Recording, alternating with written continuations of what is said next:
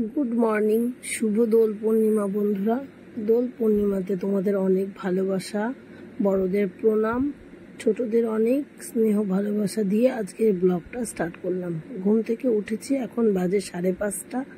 আর 5:30টার সময় উঠেই আমি এসে গেছি ঘরের পেছনে বেগুন টোকাতে। তো বেগুন আমি ফাইনালি টুকিয়ে নিলাম। এই কটা বেগুনই হলো, অনেকদিন ধরেই ঘরে গাছে রেখেছিলাম।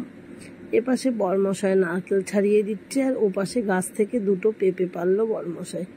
এইগুলো সব গুছিয়ে গাছিয়ে আমি এখন নিয়ে যাব এক জায়গায়। তো এই কটা বেগুন আর কটা ফ্রিজে ছিল 3টে মোচা, নারকেল আর মেজোজার গাছের কলা, তো আর ঠাকুরের ফুল। এপাশে শুভজিৎ দেখো, মা যাবে ঘুরতে আর ওরা রং খেলবে, আনন্দে খুব মেতে উঠেছে, ঘর ঝাড় দিয়ে দিচ্ছে। এই পাশে আবার জিৎ চা করে নিয়ে চলে এলো। এর মধ্যে আমি সব কিছু গুছিয়ে স্নান টান করে রেডি হয়ে গেলাম। হ্যাপি হোলি বন্ধুরা। সকাল সকাল স্নান করে নিয়েছি, 7:30 বাজে এখন। আর তুলসী মন্দিরে একটু রং দিয়ে ঘুরু ঘুরু করতে যাচ্ছি। শুভজিৎ থাকছে বাড়িতে, আর শুভজিতের বাবাও থাকছে। শুভজিতের বাবা আমাকে আনতে যাবে করে। আর পুজো টুজো সব শুভজিৎ দেবে, কারণ এত সকাল সকাল তো আর বাজারে যাওয়া যাচ্ছে না। ওরা একটু যাই হোক কিছু এনে ঠাকুরকে খেতে দেবে। আর আমি সকাল সকাল রেডি হয়ে গেছি, স্নান ধানও রেডি। দেখো আমার মাথা পুরো ভেজা, আর ঠান্ডা কিন্তু খুব লেগেছে, নাকে নাকে কথা। তো চলো, হোলি আর খেললাম না, ওই ঠাকুরকে একটু দিয়ে গেলাম, আর মন্দিরের ঠাকুরকে শুভজিৎ দেবে। বন্ধুরা 8:30 বাজে, আর বেরিয়ে পড়লাম। বরমশাই আমাকে দিতে যাচ্ছে স্টেশন পর্যন্ত, এখন রং খেলা শুরু হয়নি। আর এই যে বরমশাই, আর আমি বেরিয়ে পড়লাম দিদির বাড়ির যাই, মানে একটু ইচ্ছা হলো মনে মনে, সেই নিয়ে চলো চলে যাই। পরের স্টেশনে গিয়ে দেখা হচ্ছে। কত ব্যস্ত দেখো, আমি 2 নম্বর স্টেশনে চলে এসেছি।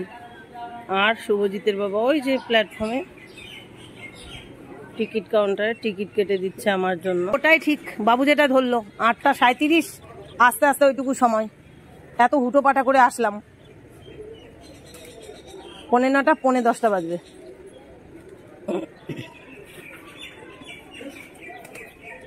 উঠে পড়লাম ট্রেনে। নেমে পড়লাম বামুনগাছি। আর আজকে রং খেলার দিনেও ট্রেনে ভালোই ভিড় ছিল জানো তো। তো এখন বারাসাতের কাছে এসে একটু খালি হলো। যাই হোক, আমি বামুনগাছি নেমে মিষ্টির দোকানে দাঁড়ালাম।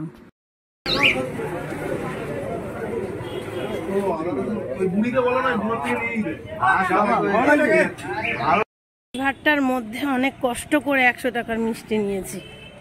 কেন বলো তো, ওই পুজো হবে তো, তাই মিষ্টিটা দিদি নিতে বলেছে। জানোই তো দিদিরা মিষ্টি নিতে বারণ করে, তো দিদি টাকাটা দিয়ে দেবে। এখন ভিড় এত, এবার আমি পেছনে অনেক অটো, তবুও কিন্তু আমি হেঁটে যাচ্ছি। কেন, ভাগ্নের অর্ডার, তুমি কিন্তু অটোতে উঠবে না, আমি তোমাকে বাইকে করে নিয়ে যাব।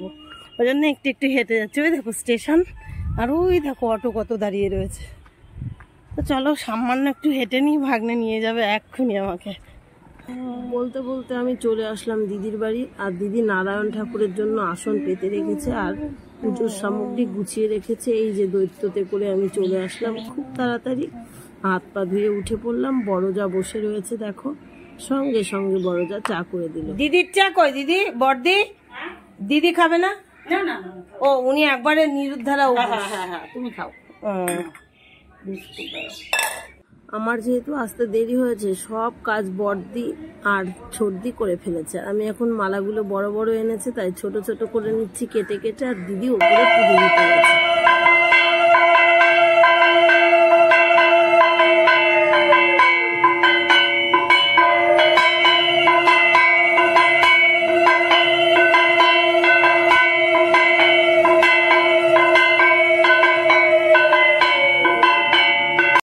শক্ত আছে না, দুটোই ধরিয়ে দিলাম। আমি তো চন্দন পাটা নিয়ে চলে গেলাম, তুমি আস্তে সুস্থ।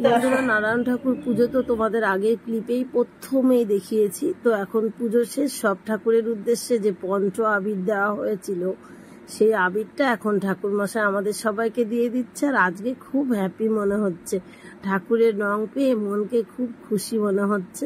কিন্তু আজকের দিনে বরমশাইকে রং মাখাতে পারলাম না, আর প্রণামও করতে পারলাম না।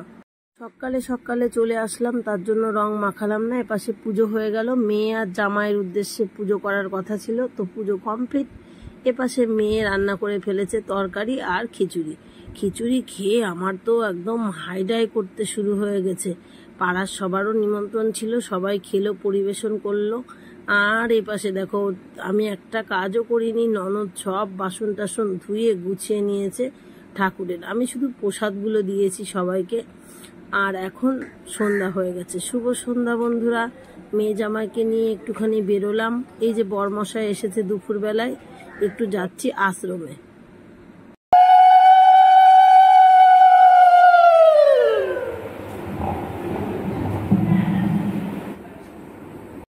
ওই তো হ্যাঁ, ডাউন ট্রেন গেট পড়েছে দেখে ভাবলাম যদি বনগা লোকাল হয় দৌড়ে নিব।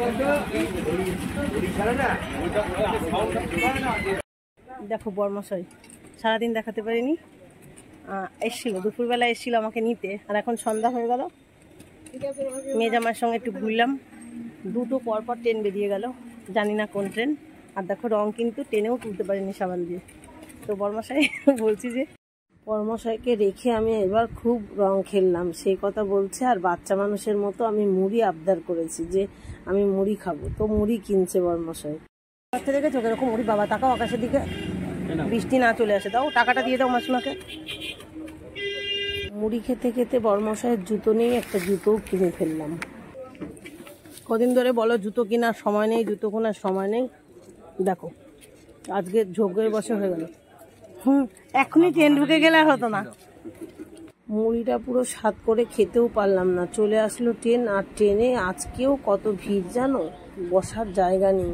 বরমশাই অনেকটা পরে বসতে পারলো, আর আমি তো আগেই উঠে পড়েছি, উঠেই পেছনের সিটে বসে পড়েছি। শেষমেশ ঠাকুরনগরে নেমে যাচ্ছি, কিন্তু বৃষ্টি শুরু হয়ে গেছে, বৃষ্টি পড়ছে।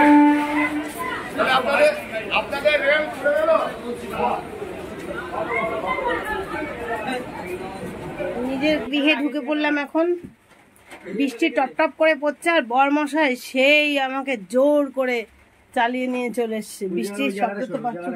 এখানে তুলবি সাইকেল? আচ্ছা তোলো।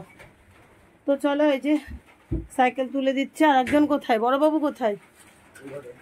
ঘুমাচ্ছে নাকি? ও আচ্ছা, মালা গাচ্ছে। বন্ধুরা কারেন্ট তো চলেই গেল, আর প্রসাদ খাওয়ার পালা। দিদি এই যে মিষ্টি পাঠিয়েছিল, আমরা 4 জন 4টে খেয়েছি। আর একটা এক্সট্রা, এটা হচ্ছে দাদার। আর চিন্নি প্রসাদ এনেছে, এই যে 1 ক্যান দিয়েছে। তো মেজুদার ঘরে প্রসাদ বরমশাই দিতে গেল, আর আমরাও খেতে বসে পড়েছি। আমি তো চিন্নি প্রসাদ ভালো খাই না, তো শুভজিৎ আর ওর বাবা খাচ্ছে। এই দেখো বাটিতে বাটিতে দিয়ে দিয়েছি, কারণ পড়ালেখা চলছে, যেহেতু কারেন্ট নেই, ঘরে সবাই আছে, তো ওরা খাওয়া শুরু করে দিয়েছে। চলো বন্ধুরা, অন্ধকার অন্ধকার, চার্জারে একটুখানি চার্জ আছে। অ্যান্ড বরমশাই ওদের জন্য সেদ্ধ ভাত রেঁধে ধুয়ে গেছিল, দেখি আছে নাকি। খেতে যাচ্ছি, খিদা পেয়েছে। আর সেই তখন এসে জামা চেঞ্জ করে মালা গাঁথতে বসেছি। এই বড় বড় রাধা কৃষ্ণের গোড়ে মালা গাঁথলাম। আর দাদা তারা হুড়ো করে লেবু দিয়ে হাত ধুয়ে শুয়ে পড়েছে, নাহলে মালাগুলো দেখাতাম। তো চলো আজকের ভিডিওটা এই অন্ধকারেই শেষ করে দিচ্ছি। দেখা হচ্ছে নেক্সট ব্লগে। সবাই ভালো থেকো, সুস্থ থেকো। এখন বাজে জানো তো